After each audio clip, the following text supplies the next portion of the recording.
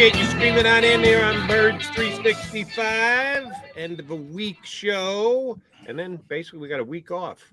We're just glad that Martin Frank decided to come on with us because he's going to take about 2.5 hours off sometime soon. When exactly is that going to be, Martin? You know what? I actually just got back from my darkness retreat with we were in Oregon, somewhere in Oregon in a 300-foot hole, and yeah, I feel refreshed. Nice. That would be the worst thing for me, Martin. I don't want to be alone with my thoughts. But yeah, darkness retreats. Let's talk about the Eagles' darkness retreat of searching for coordinators. They're in the dark. But you probably heard Jody and I discussing it and, leaking out defensive coordinator interviews, no offensive coordinator interviews. I think we all know Brian Johnson's going to get the job. Jody thinks that might be an issue with Denard Wilson. Do you see some kind of blowback if they go in that direction? They might not even hire Denard Wilson, but if they go in that direction. Blowback from hiring Denard Wilson? Yeah, in the sense that, if you're promoting one and it's pretty clear, Brian Johnson isn't going through this rigorous testing against other candidates, right, whereas Denard is, does that create some kind of political issue, I guess is what I'm saying. Yeah, I'm not sure about that. Like, if you're Denard Wilson and stuff, you want to be a coordinator, and I haven't heard of him getting any opportunities to interview elsewhere, which would kind of lead me to believe that he did get one in Cleveland. One in Cleveland, but that's it that I know of. As DC before Schwartz got the job? Yes. But that's the first I've heard. Yeah, I mean, I would think that, either he's in line to be the coordinator. I mean, if he's not the coordinator and they bring in someone from outside, I mean, is Denard Wilson happy still being a defensive backs coach with the Eagles? I mean, it would seem like, kind of the same thing with Brian Johnson that, perhaps, some kind of, I don't want to say some kind of deals in place, but Brian Johnson could have interviewed any number of places for an offensive coordinator based on the past 2 years of work with Jalen Hurts and everything. And I mean, the fact that he hasn't would seem to indicate that he's the guy. And I know they brought in a bunch of guys or talked to a bunch of guys for defensive coordinator, which is the only thing we've really heard. But maybe that's more to get just lay of the land to see who's out there. I mean, I think if Vance Joseph hadn't gone to Denver, maybe he would be the guy. But like of the others remaining, maybe Sean Desai, a guy from Temple, a guy who's been a defensive coordinator before. But like, I can't see if they bring in somebody from the outside. I mean, I can't see.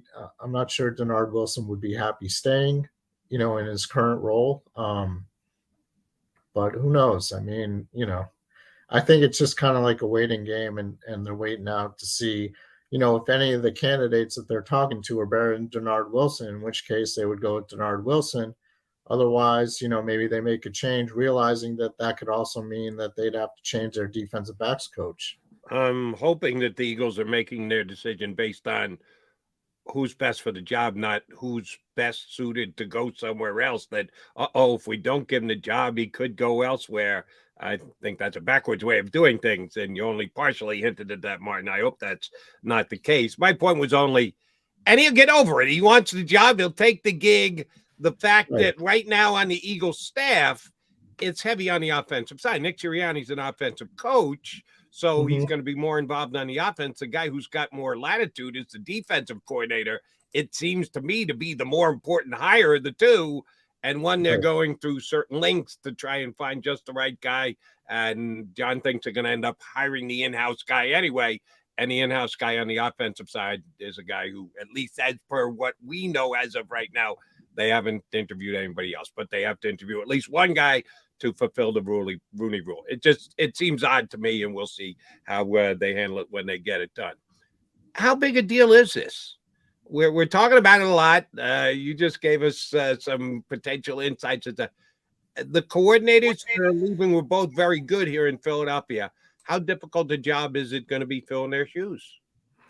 It's going to be pretty hard. I mean, I know there are a lot of people who aren't necessarily Jonathan Gannon fans here, but you look at the job he did with the defense, number 2 overall defense, number 1 passing defense. I mean, the Super Bowl results being what they are, notwithstanding, he turned that into a really good defense. And, Nick Sirianni, like you mentioned, is an offensive type of coach.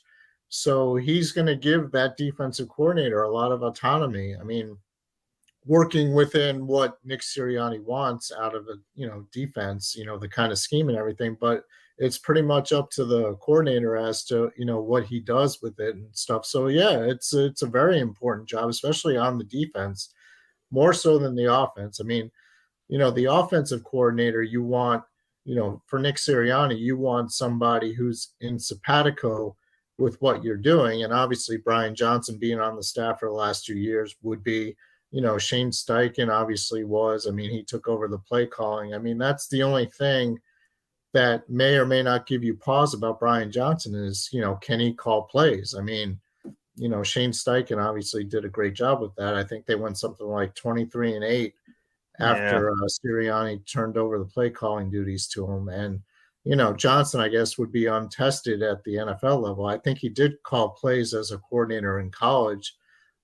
So, I mean, but he knows Sirianni pretty well. I mean, he's been in the system for 2 years and he's got the seal of approval from quarterback Jalen Hurts. So that would seem like a pretty seamless transition.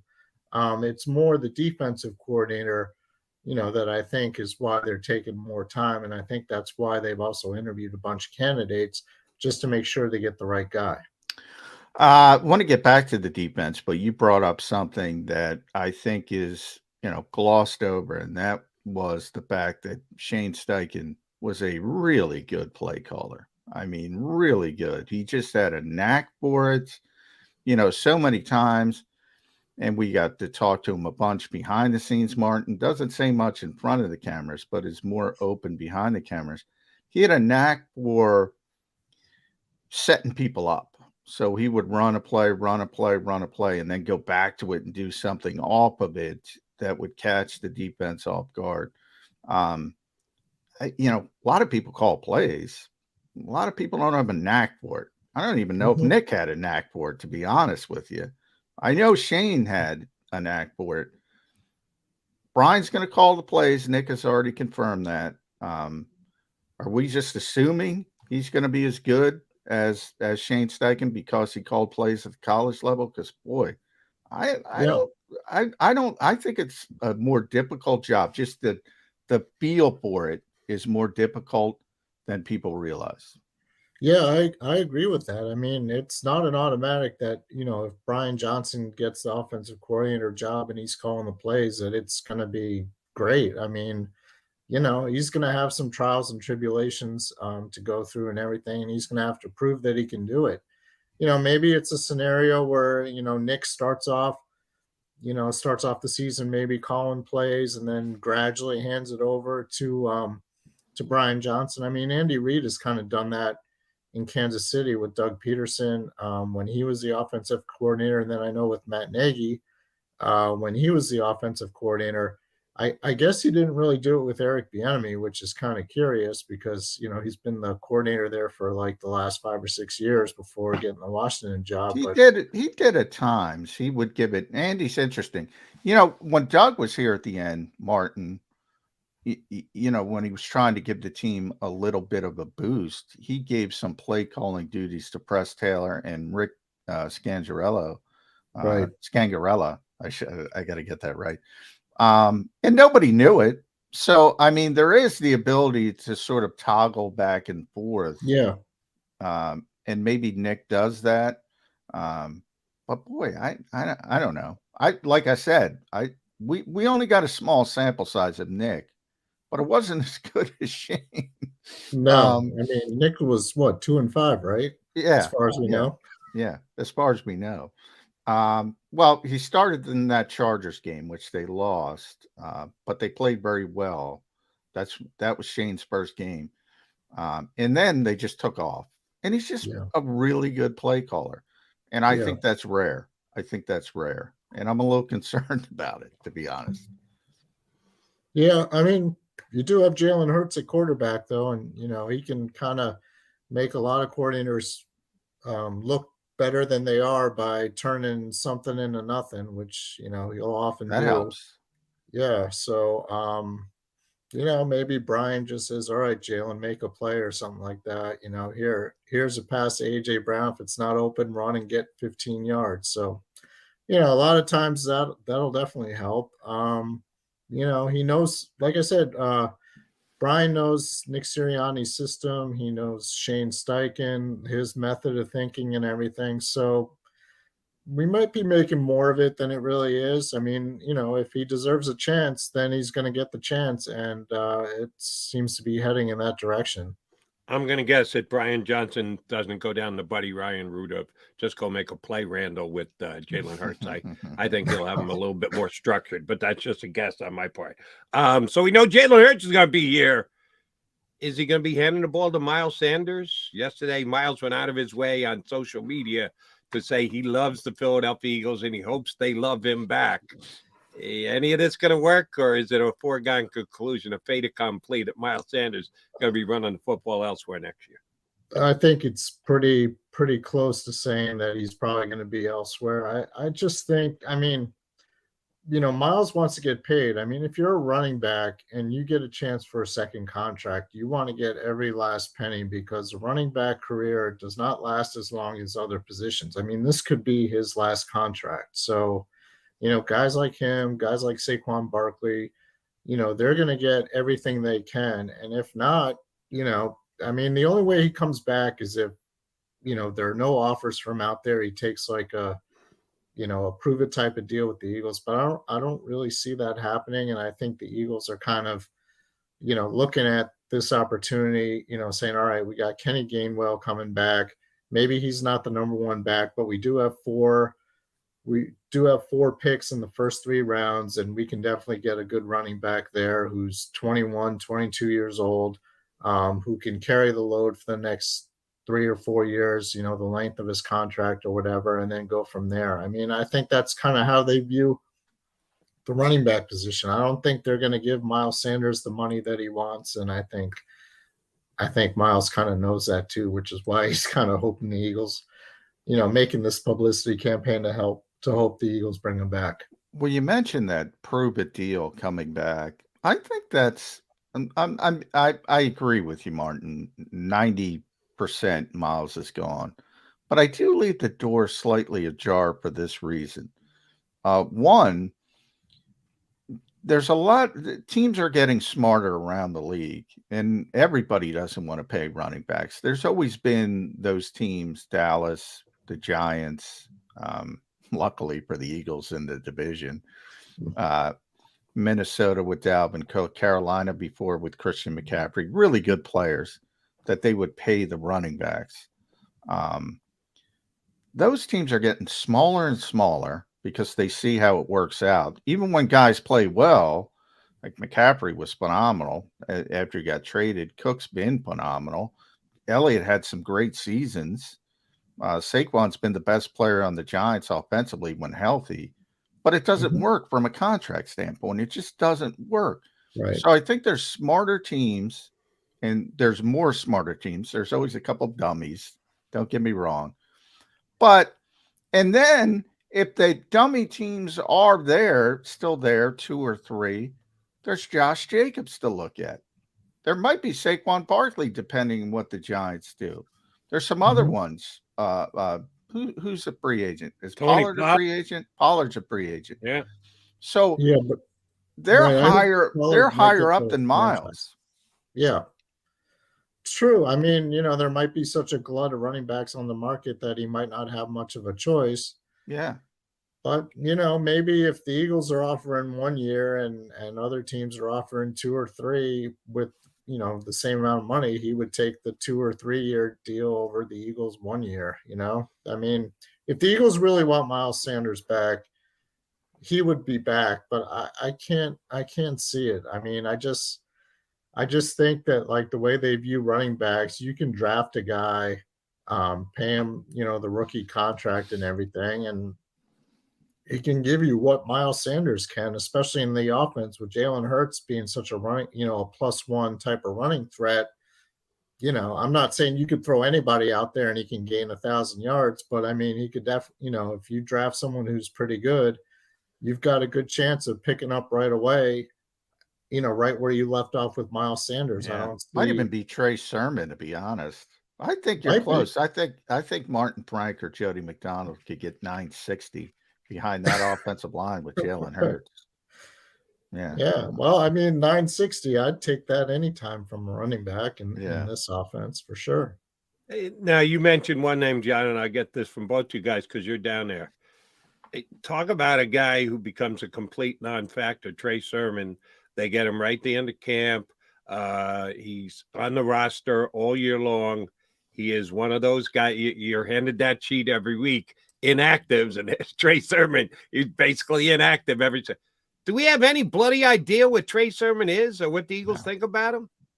No, not really. We know the sermon of the book of Job. That was our joke with the inactives, because often it was Trey Sermon, Ian Book, Josh Job.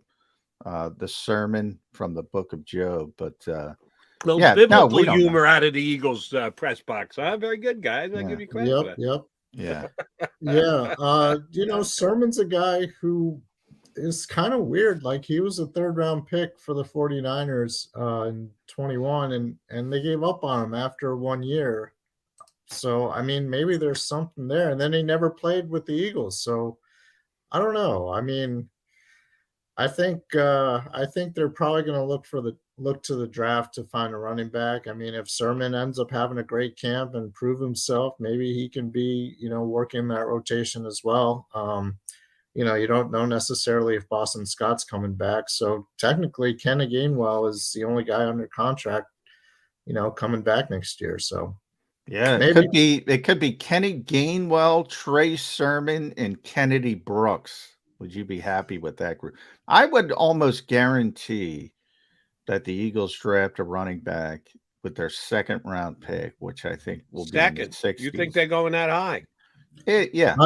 I think they're going that high. I think it could possibly be with that number 30 pick in the first round. Won't do it. I'll tell you what. We'll go draft. Daniel Jeremiah is doing his pre-combine conference call today. So I got to delve into draft prep, Martin. But if the Eagles are going to take a running back, and by the way, that 30th pick overall, no matter who it is, I think they're more likely to trade out because the difference between 30 and 33 is so significant from a financial perspective. And certainly at that position, if they're looking at a running back, I think you got to fall back into early in the 2nd round at least. And you pick up, because remember, the Eagles don't have 4th, 5th, and 6th round picks right now.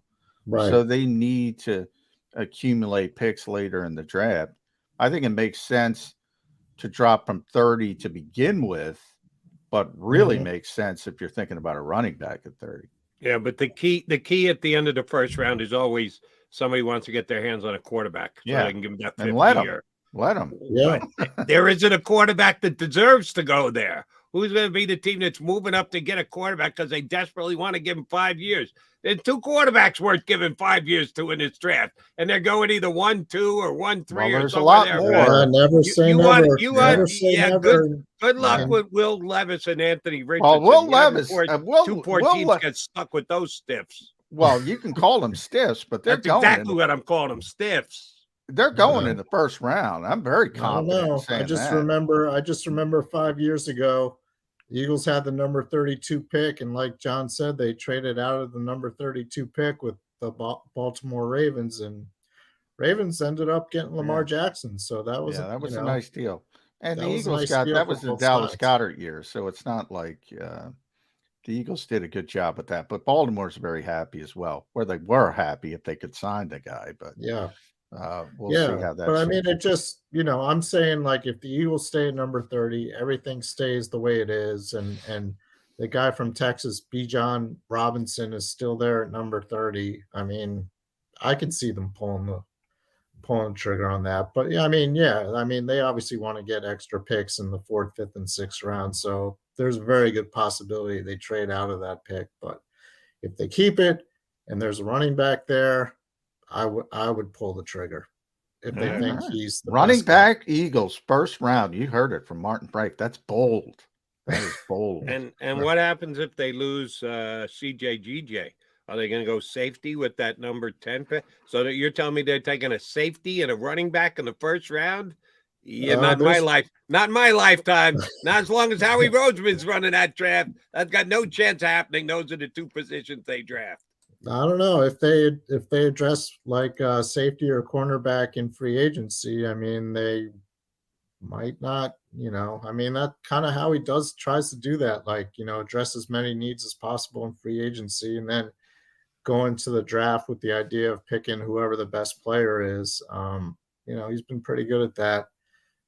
Over the past few years at least. So, I mean, it's just the draft is just one of the processes that he uses in order to fill out the roster. So, chances are if they address some And of he those does a needs, good job. He does. Obviously, he's coming off an executive of the year season, and Howie will always remind people, well, he tries to, that he was getting killed the first week of free agency last year. The Eagles aren't doing anything. yeah. And boom. Yeah, it's more than 1 week. It's more than a 1 week process, but you do get that immediate reaction. I do think if the Eagles stay at 10, cornerback is the most likely selection. It seems to be a deep corner draft. A couple of years ago, the Eagles were trying to get J.C. Horn and Patrick Surtain. It didn't work out for them. Bradbury's probably leaving. Slay is 32. Had a great first half, kind of faltered a little bit in the second half. It looks like a strength on paper. It was a strength, but there's a lot of uncertainty at cornerback for this team. Does that make sense for you? It does, but then you also have to offset it with the fact that they're going to need to draft defensive linemen.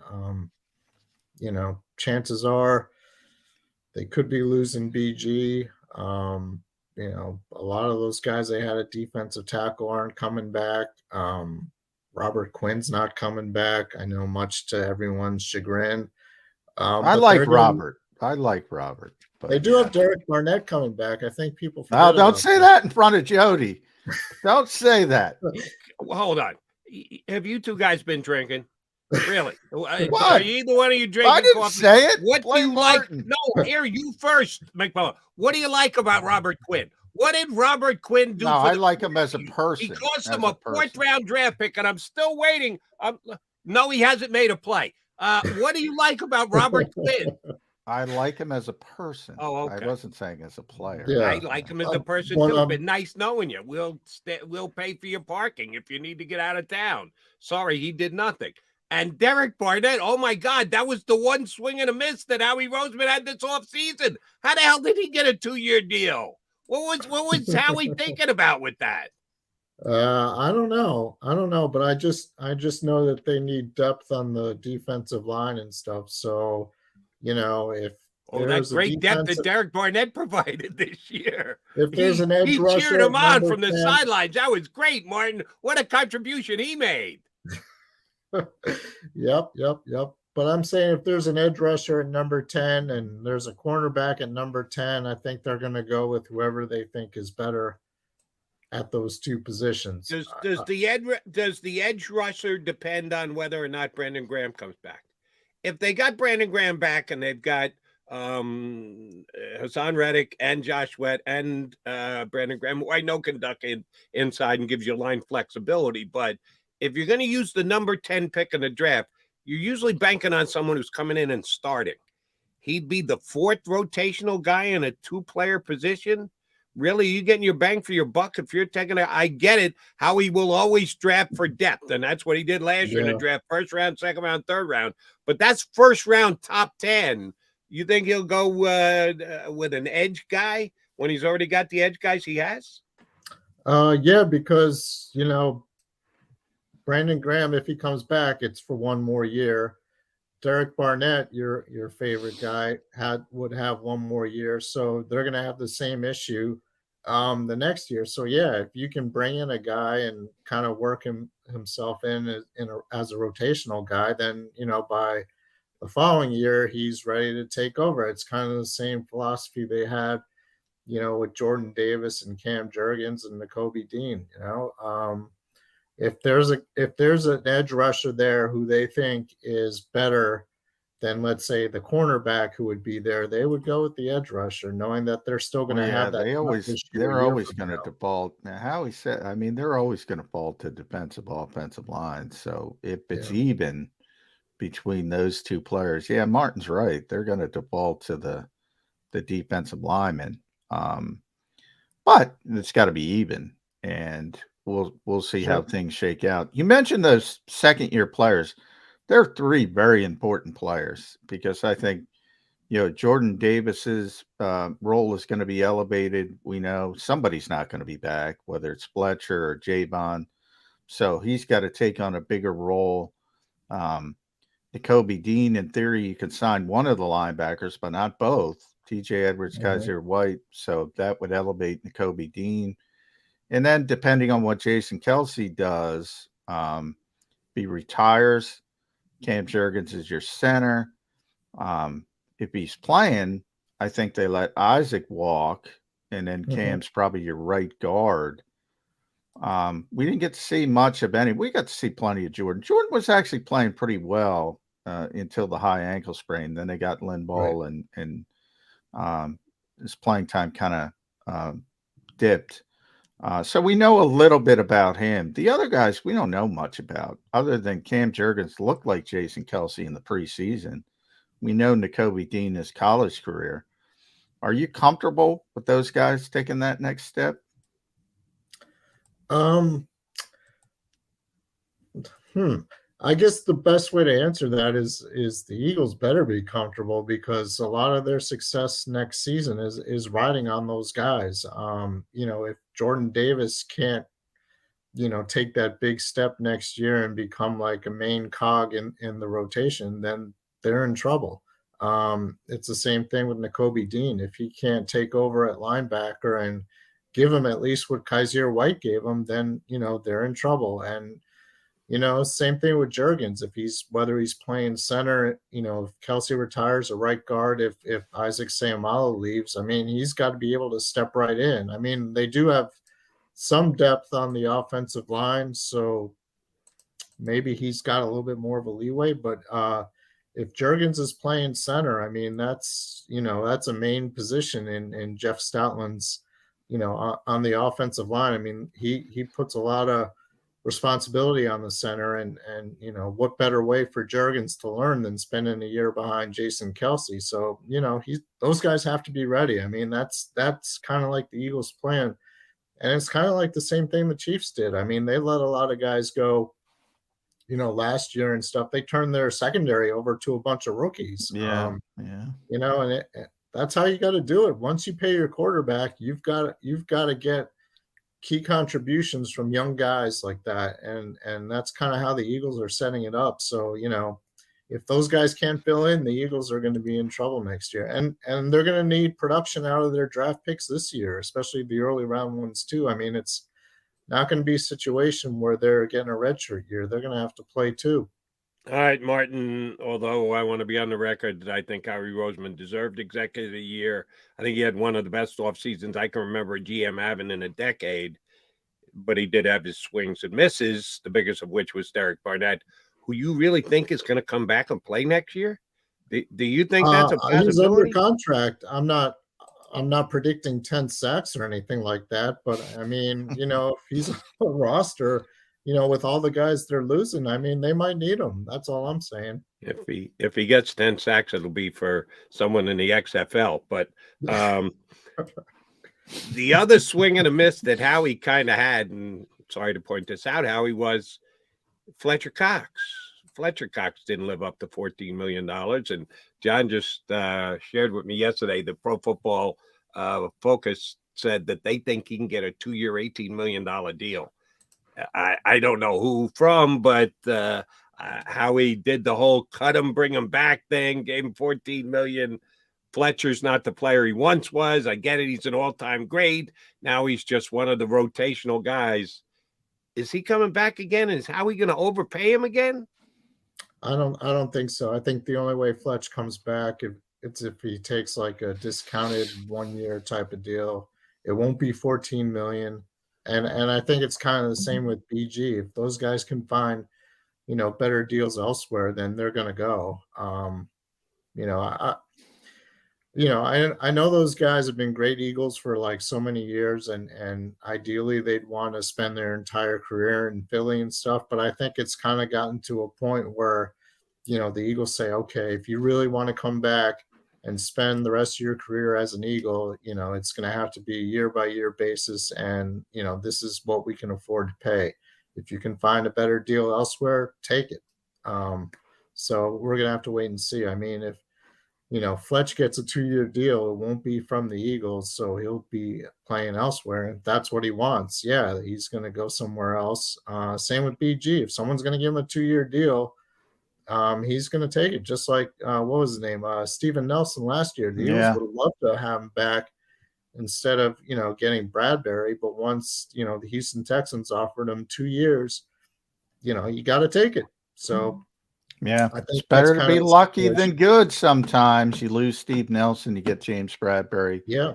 At MFrank NFL, follow Martin on Twitter. Read him at DelawareOnline.com. I can't believe I didn't ask you this because for those who don't know, Martin Frank is a Michigan man, so he's on the boat with Stephen Ross, commiserating, I assume. All the Michigan men are thick as thieves. What can you tell us about Jesse Minter? That's one of the defensive coordinators the Eagles believed either want to talk to, have talked to. One of those college guys, Glenn Schulman from Georgia. Is it Schulman, Jody? Schulman, correct me if I'm wrong. And then who else? Chris Shula. Spoke, but he's more of a Rams. Wasn't there a third college guy? Am I missing? Schumann, you have leaving out Wisconsin? Leonard from Wisconsin. Jim Leonard. Yeah, Jim Leonard, who already bowed out. But what Jesse Minter, what kind of defensive coordinator was it? Well, I mean, he's got the Harbaugh connection. So before he came to Michigan last year, he was with on John Harbaugh's staff. So he does have some NFL experience. And, people rave about him because, he took over as coordinator at Michigan last year and they lost a ton of guys to the NFL in the draft last spring. And the defense was even better than it was the year before. So, he's a pretty young guy. He's got that Harbaugh experience. So, he could be in demand. I don't know if he's, ready to take over an NFL defense or not, but he's got some promise. I mean, they like looking at pretty much every avenue. I mean, for coaches, head coaches as well as coordinators. So, and his dad used to be here as a linebackers coach under Chip Kelly. Rick that's right. Yeah, that's right. Yeah. So. All right, Martin, last one for me, and I saved the most important question for last. I'm going to need you to analyze your scripture reading in the Eagle press box again. Will Ian Book be the backup quarterback for the Philadelphia Eagles this year? The only one that's locked in is that Hurts guy at starter. Backup, development. Does he move from development up to backup? Do they have faith in Ian Book? Or is he going to be on that Trey Sermon list of inactives again next year? Who's going to be the backup quarterback for the Philadelphia Eagles in 2023? I'm going to go with the book. I'm going to go scripture, Book of Job. I'm going to say Ian Book will not be the number 2 quarterback next year. I'm going to go the obvious route. Are you going that route? I'll let you go, Martin. The obvious route? To me, it is. As far as free agency? Backup quarterback, yeah. Yeah, I think they're going to find someone in free agency. Jacoby Brissett, I'm going to go with. Yeah, he would be a very good one. Knows Nick Sirianni well. And, I remember from last summer, he was raving about Oh, Sirianni. yeah. That's They were when thick they, as thieves. Yeah. Yep. And you know how much Sirianni loves his guys. I mean, Zach Pascal. I could see Jacoby Brissett definitely. I mean, as long as the money's right. They're not going to spend 10 million on a backup quarterback. So, Right, but isn't Jacoby Brissett like kind of used to thinking about maybe I can get into a game? Hasn't he done that every year for the last however many years? Jalen Hurts stays healthy. He never sees the light of day. Well, he knows he's going to play Well, one or two. That's the I mean, history. He missed 2 yeah, I games. mean, He's 2 been a years starter for 2 years. he's missed a couple games each year, and some of those games he gets in the fourth quarter. Minshew played quite a bit. I wouldn't say a ton, but he played probably more than your typical backup NFL quarterback. So yeah, depends on where they are in their careers and what they want out of it. If Brissett is trying to be a starter, he's not going to come to the then Eagles. he's not But coming here. Yeah. if he's happy as a backup, and his pal Nick Sirianni's with him and stuff, and he thinks he can get into a couple games and maybe challenge for a Super Bowl, maybe he does. Yeah, to me, the levels of backups come into play as well. Are you backing up Patrick Mahomes, or are you backing up Ryan Tannehill? I'd rather be backing up Ryan Tannehill because he could spit the bit and I could take over the starting quarterback position. They're going to stay with that Mahomes guy no matter what. That's the way I would look at it if I were Jacoby Brissett and or any of the other quarterbacks who will be free agents who have been starters in the league for more than just a handful of games. Quite possible. I mean, if you're someone's offering you $8 million to hold a clipboard, I mean, there are worse that's not jobs. bad. That's not bad. Yeah, That's not there are bad. worse jobs in the world, Good luck to Jacoby Brissett to get $8 million. He may get 5, but he's not getting 8. Martin, good stuff. As always, we're glad you came out of your hole, saw your shadow, promised 2 more weeks of winter. Thank you for doing so with us today. We're going to talk Maybe we can get Aaron Rodgers as a backup. Would that work? Oh yeah, I can't think of anything that could possibly go wrong with that. Yeah, that wouldn't be a problem. Martin, thanks, bud. We'll get you back on in a couple weeks. All right, thanks for having me. Always a pleasure. Thanks, Martin. The white T-shirted Martin Franks. You notice he always wears the white. He gets away with the white. He's always got it under some kind of sweater. He's a well-dressed guy. I wear a T-shirt. I only wear one T-shirt. There's no other T-shirt underneath here. All right. He's John McMullen. I'm Jody McDonald. We got plenty left to talk about, including getting together with Dave Zangaro from NBC Sports Philly. He should join us in just about 20 minutes from now. Keep it there on Birds 360.